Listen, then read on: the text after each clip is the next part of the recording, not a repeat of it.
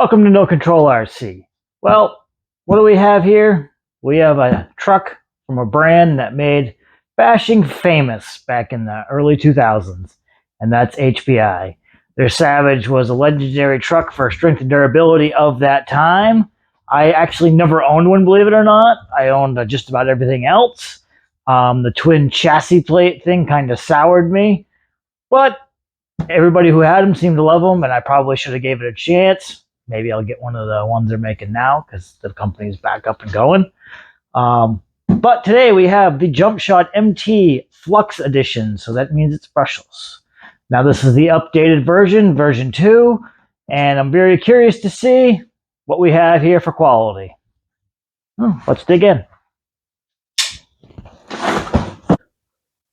So what we have here in the box is a HPI racing controller. Now I have had these in my hand before because even though I never owned the Savage, I did have a Wheelie King and a Crawler King, both respectively. I still have a Wheelie King. I no longer have the Crawler King. Their controllers are fine. They're pretty average, run-of-the-mill stuff. You get this thick book with some decals, some spare body clips, a tool, couple of spare something, must be servo saver, might be my guess. This body's pretty sharp looking through the plastic, but let's get it off and see how it looks underneath. All right, so there it is out of the plastic. It's actually a very sharp looking paint job, contrast. The orange and the yellow. Seems like a reasonably thick body. Don't know how long that'll last, but we'll see. So let's zoom in here and take a closer look at what we have underneath.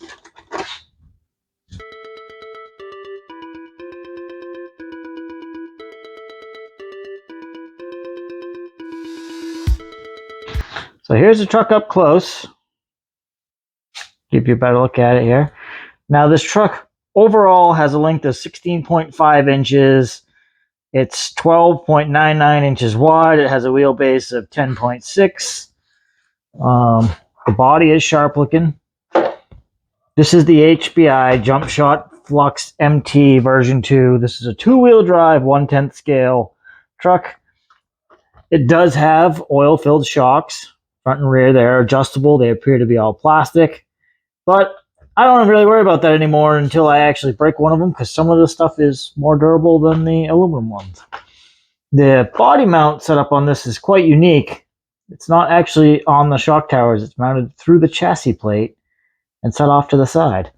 Now, that is very different.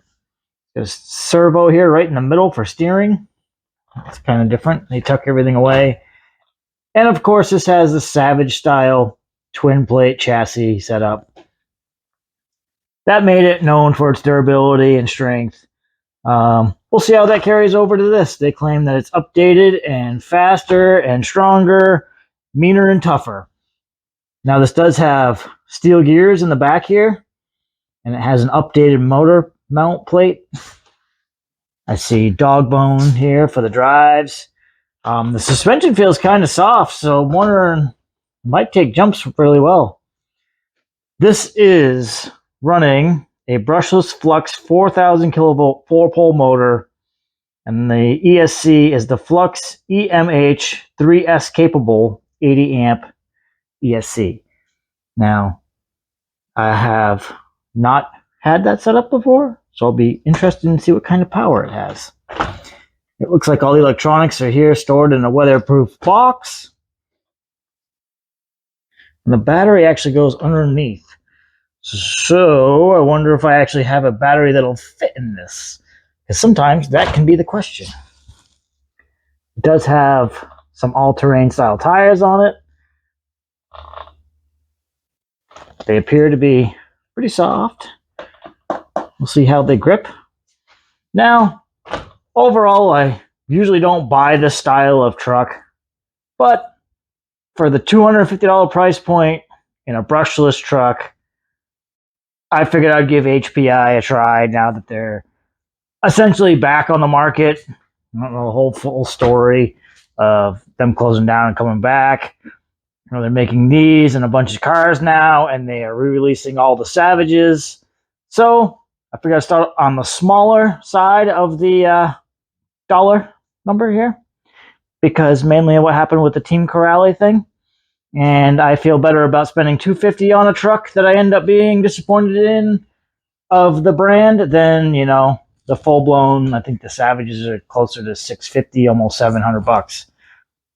So, what do you say? We get a battery charged, throw it in this thing, and see what it actually can do. They claim faster, tougher, meaner. We'll see if we can prove that.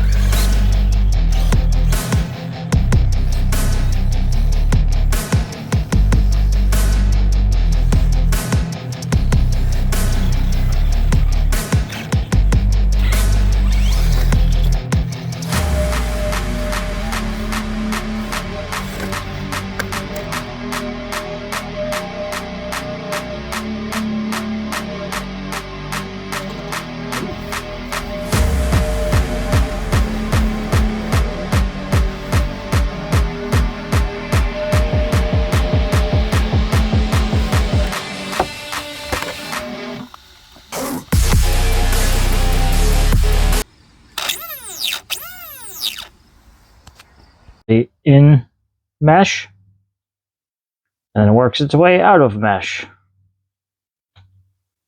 So much so that it stripped the gears where it comes back into mesh. So, do I assume this is a one-off issue? I don't know. Well, that's a little disappointing, I will say. Made it about 4.5 minutes before that issue with the out-of-round gear actually stripped, because it was losing so much contact with the spur gear that the drive gear, where it started to mesh back in, it just couldn't take the force of the teeth being on the very edge. Things looks to be super out of round. I'm actually going to pull it off and measure it with my micrometers and see if they have that issue with any other ones. I'll contact them. Might be a one-off thing. I don't know. As of right now, I'll say the truck handled okay. It's got so much power that the front wheels don't like to stay on the ground. This thing is a wheeling machine, and I'm really bummed I couldn't get it up on the road or off the big jump. But I will fix it, and we will have another run video with it. You know, maybe we'll do a little fix video and then just bash the thing and see how much it can possibly take. Because the whole, faster, tougher, meaner thing, it doesn't prove itself in 4.5 minutes, I can tell you that. But for $250, we'll fix it.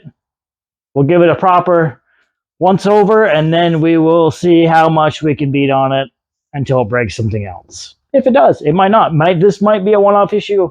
I'm not going to bash HPI or say the thing's junk. Like I said, we'll fix it. We'll see how it goes from there. If we fix it and then it has another issue, or if we get another gear and it's at around like that one, then maybe we'll go down that road. But like always, thanks for watching. Like and subscribe. It really helps the channel. You guys are helping us grow. Anything you want to see, you let us know. We'll try our best. Have a good day.